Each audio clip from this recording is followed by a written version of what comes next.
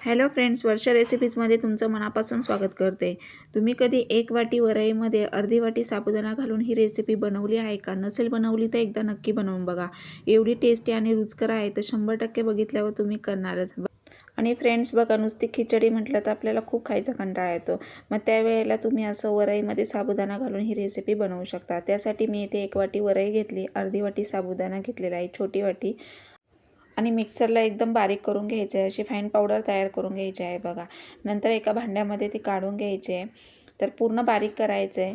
तर 1 वाटी वरई आणि अर्धी वाटी साबुदाणा घ्यायचा आहे, छोटी वाटी. जेवढ्या क्वांटिटीमध्ये बनवायचं आहे तेवढं तुम्ही वाटीचं प्रमाण घेऊ शकता. त्यानंतर एका भांड्यामध्ये ते काढून घ्यायचं आहे आणि त्यामध्ये बघा 1 वाटी दही घालायचं आहे, छोटी वाटी. आणि आंबट दही फ्रेश असं घेतलेलं आहे इथे मी. तर ती 1 वाटी मी छोटी दही घेतलेलं आहे. तर यामध्ये थोडंसं पाणी घालून आपल्याला ते मिक्स करून घ्यायचं आहे. त्यानंतर आवडीप्रमाणे इथे हिरवी मिरची मी वाटून टाकलेली आहे बघा, 1 ते 1.5 चमचा. तुमच्या आवडीप्रमाणे तुम्ही कमी जास्त करू शकता तिखटाचं प्रमाण. तर इथे मी 1 ते 1.5 चमचा अशी मी हिरवी मिरची मिक्सरला बारीक करून त्यामध्येच मिक्स करते. तर थोडं पाणी घालून आता ते मी पूर्णपणे मिक्स करून घेणार आहे. आणि त्यामध्ये बघा चवीनुसार मीठ टाकायचं आहे. आता आपण उपवास केल्यानंतर बऱ्याच वेळेला आपल्याला खिचडीच डोळ्यासमोर येते आणि वेगवेगळे प्रकार काही करायचं म्हटलं तर तेवढा वेळ पण नसतो. पण हा अवघ्या 5 मिनटामध्ये पदार्थ तयार होतो. तुम्ही नक्की ट्राय करून बघा. फार काही लागत नाही आणि हेल्दी पण आहे. विशेष म्हणजे खिचडी खाल्ल्यानंतर जो आपल्याला त्रास होतो किंवा जड वाटतं, पचायला जड असते खिचडी, त्यावेळेला तुम्ही अशी ही वरईची रेसिपी करू शकता. आता यामध्ये चवीनुसार मीठ घालून 2 ते 3 चमचे शेंगदाण्याचा कूट टाकायचा आहे, बारीक कूट टाकायचा आहे. तर आता कूट टाकल्यानंतर हे सगळं व्यवस्थित असं मिक्स करून घ्यायचं आहे. खूप टेस्टी आणि रुचकर लागतात. अगदी बघा, लहान मुलंसुद्धा आवडीने खातील. आता यामध्ये थोडं थोडं बेताने पाणी घालायचं आहे, एकदम पाणी घालायचं नाही आहे.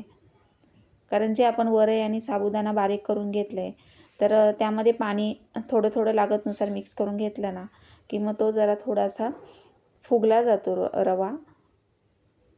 आणि हे व्यवस्थित सगळं मिक्स करून घेतल्यानंतर एक आपल्याला 5 ते 10 मिनटं साईडला ठेवायचं आहे झाकण ठेवून. तर 5 ते 10 मिनटासाठी आपण जर हे बाजूला ठेवलं रेस्ट करण्यासाठी, तर ते व्यवस्थित वरई आणि साबुदाणा जो आहे तो असा व्यवस्थित तो फुलला जातो.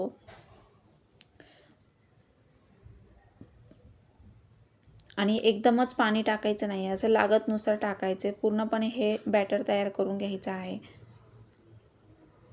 तर असे हे वेगवेगळे प्रकार जर आपण उपवासाला केले तर बघा, आपला उपवास पण आपण आवडीने करतो आणि खाल्ल्यानंतर त्रास पण होत नाही पोटाला. बऱ्याच वेळेला खिचडी खायचा कंटाळा येतो आणि नुसती ती प्रत्येक वेळेला खिचडीची चव म्हटलं की नको वाटते. त्यावेळेला वेगळं काहीतरी हवं असतं आपल्याला, पण ते हेल्दी हवं असतं. तर तुम्ही त्यावेळेला ही असं वरई साबुदाण्याची रेसिपी बनवू शकता. एवढी टेस्टी लागते. आता यामध्ये मी सगळं मिक्स केलं आहे आणि मिक्स केल्यानंतर आपल्याला यावर झाकण ठेवून एक 5 ते 10 मिनटासाठी साईडला ठेवायचं आहे. आता 10 मिनटासाठी हे रेस्ट करण्यासाठी आपण साईडला ठेवलं होतं. त्यानंतर झाकण काढून तुम्हाला दाखवते. तर बघा, व्यवस्थित असं हे फुललेलं आहे त्यामध्ये. आणि आता हे मिक्स करून घ्यायचं पुन्हा एकदा. आता यामध्ये ज्या वेळेला आपल्याला करायचं आहे त्यावेळेला आपल्याला त्यामध्ये खायचा सोडा, बेकिंग सोडा जो असतो तो थोडासा चिमूटभर किंवा छोटा अर्धा चमचा त्यामध्ये टाकायचा आहे.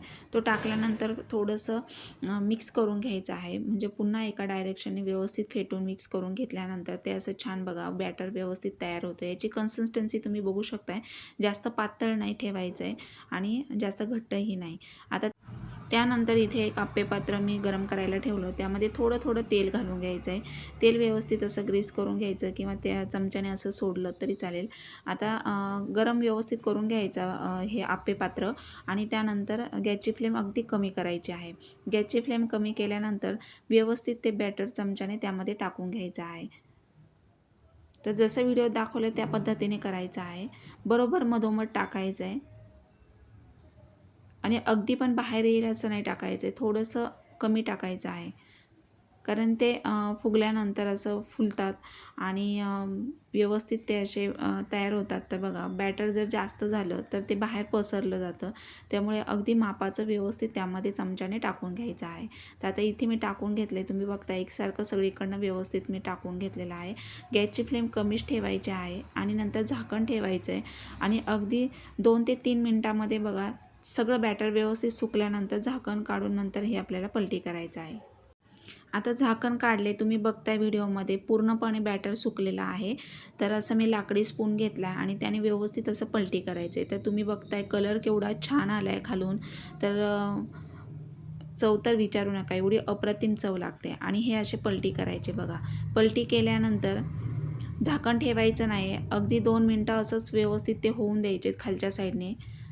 दोन्ही साईडने व्यवस्थित ते असे भाजून घ्यायचे आहेत. तर फार तेलाचा वापर नाही आणि एवढे हेल्दी आहेत. तर बघा, तुम्ही अजिबात उपवास करायचा कंटाळा करणार नाही. आणि प्रत्येक वेळेला आपल्याला ती सारखी खिचडी नको वाटते, त्यावेळेला तुम्ही ही रेसिपी बनवू शकता. तर आता मी हे व्यवस्थित लाकडी स्पूनने असं पलटी करून घेतलेत. तर तुम्ही बघताय खालून एवढे छान तयार झालेले आहेत बघा. कलर तर एवढा छान आला आहे, चव तर विचारू नका, एवढ्या अप्रतिम चव लागते. मग हे तुम्ही असं आमटीसोबत किंवा खोबऱ्याच्या चटणीसोबत किंवा शेंगदाण्याची चटणी जरी आपण पातळ आमटी बनवतो बघा उपवासाची, त्यासोबतसुद्धा तुम्ही खाऊ शकता.